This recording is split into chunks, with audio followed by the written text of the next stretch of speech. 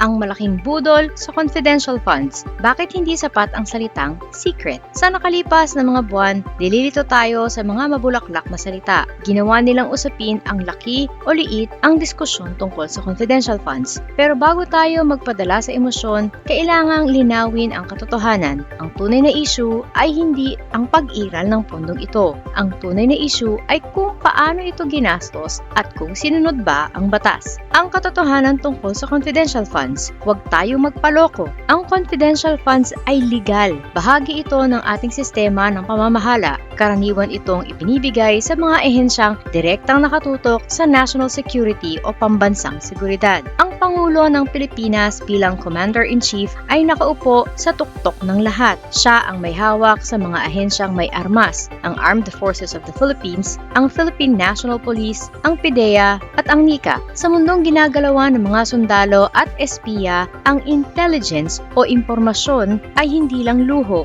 Ito ay pundasyon ng kaligtasan ng bansa. Structurally, logical na ang Office of the President ay may malaking intelligence fund. Kailangan ng Pangulo ng sariling mata at tenga para kumpirmihin ang mga banta sa bansa nang hindi umaasa sa iisang source lang. Kung walang sariling resources ang Pangulo, para siyang nagmamaneho ng nakapiring. Hindi dapat ito naging kontrobersyal. Saan nagsimula ang gulo? Ang tunay na apoy ay nagsimula sa 125 million confidential fund na inilabas noong 2022 para sa Office of the Vice President sa ilalim ni Sara Duterte. Maraming nagsasabi na ang paglilipat ng pondo mula sa Office of the President patungong OVP ay iligal. Linawin natin, ang mekanismo ng paglilipat ay sumunod sa procedure. Ang paglilipat mismo ay hindi labag sa batas. Ang problema ay lumitaw noong oras na ng liquidation o ang pagpapatunay kung saan napunta ang pera. Dito na pumasok ang Commission on Audit. Naglabas sila ng Notice of Disallowance dahil sa tensyon ng milyon-milyong piso. Bakit? Dahil sa mga budget hearing, nabuko ang mga resibong may mga pangalang hindi ma-verify.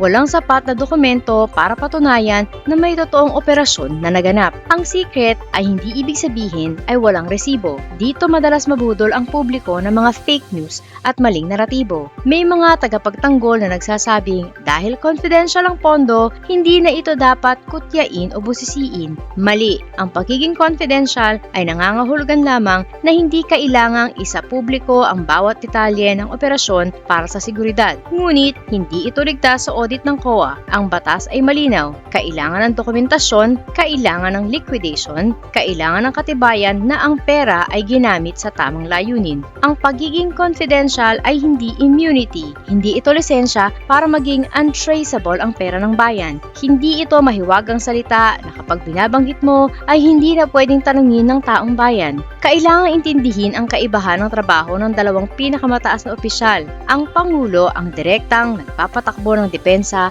at ang intelligence agencies. Ang Vice-Presidente, wala siyang kontrol sa mga tropa. Wala siyang operasyon sa pulisya. Hindi siya ang overseer ng national intelligence. Bagamat hindi nito otomatikong ipinagbabawal ang pagkakaroon ng confidential fund ng OVP, lalo nitong hinihigpitan ang kailangang paliwanag para saan ang pera, nasaan ang pruweba. Ang mga katanungan ng taong bayan ay hindi harassment. Ito ay isang obligasyon. Ang tanong ay simple lang, totoo ba ang mga resibo? Mabe-verify ba ang mga pagkakakilanlan? Sumunod ba sa regulasyon ng COA? Sa ating bansa, kapag ang isang ordinaryong Pilipino ay nagnakaw ng isang lata ng corned beef sa convenience store, aarestuhin siya at ikukulong. Maliit na halaga, pero ang prinsipyo ng batas ay hindi nagbabago. May nilabag ka. Ang batas ay hindi tumitingin kung gaano kalaki ang kinuha mo. Ang batas ay nagtatanong, nagkasala ka ba? Kung ang mahirap ay kinakaladkad sa batas dahil sa isang lata ng pagkain, bakit ang makapangyarihan ay tila exempted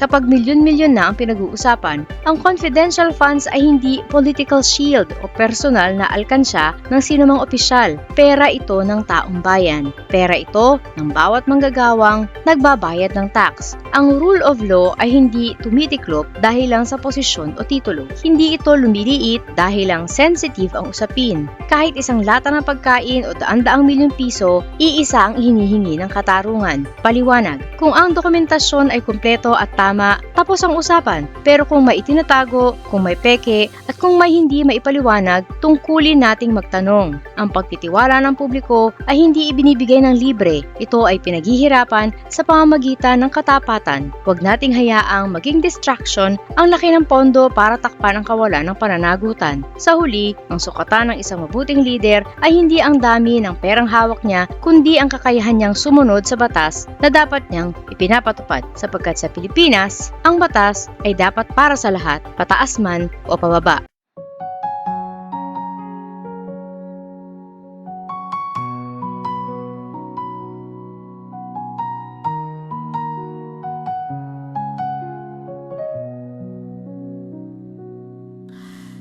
Ilan oras sa trabaho, kapiraso ang sweldo.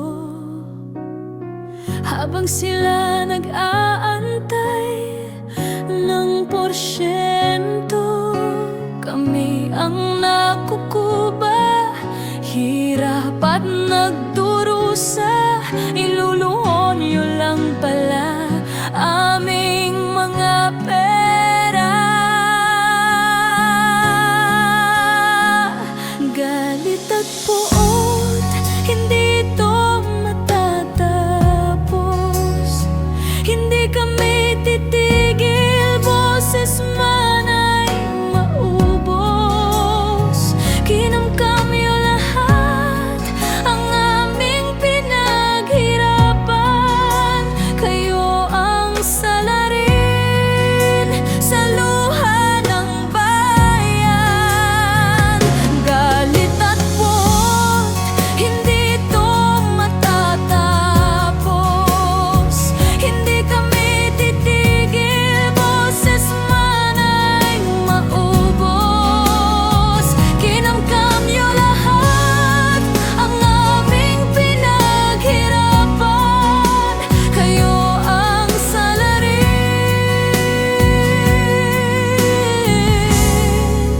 sa luha ng bayan.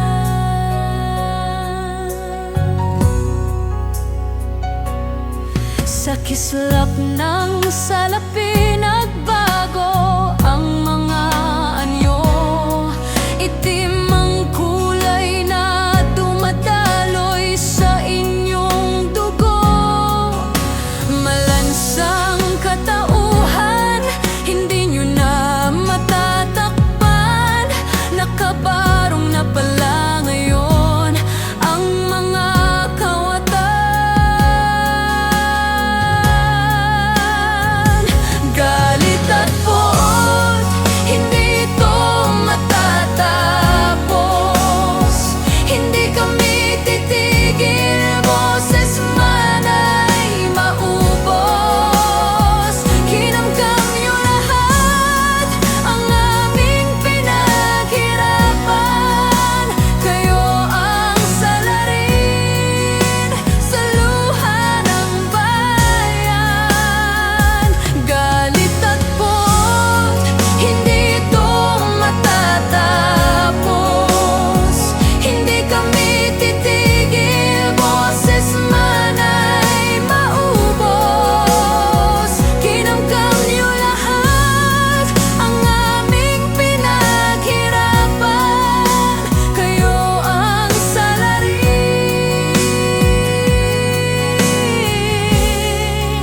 sa luha ng bayan.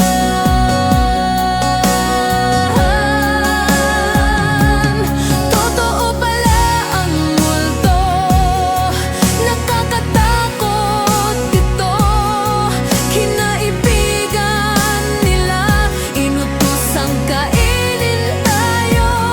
Lagi silang gutom hanggat may natitira.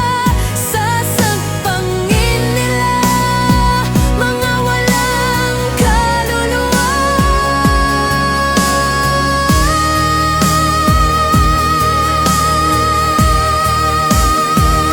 Galit at puot, hindi ito matatapos. Hindi kami titigil, boses man ay maubos. Kinamkam nyo lahat ang aming pinaghirapan. Kayo ang salarin sa luha ng bayan.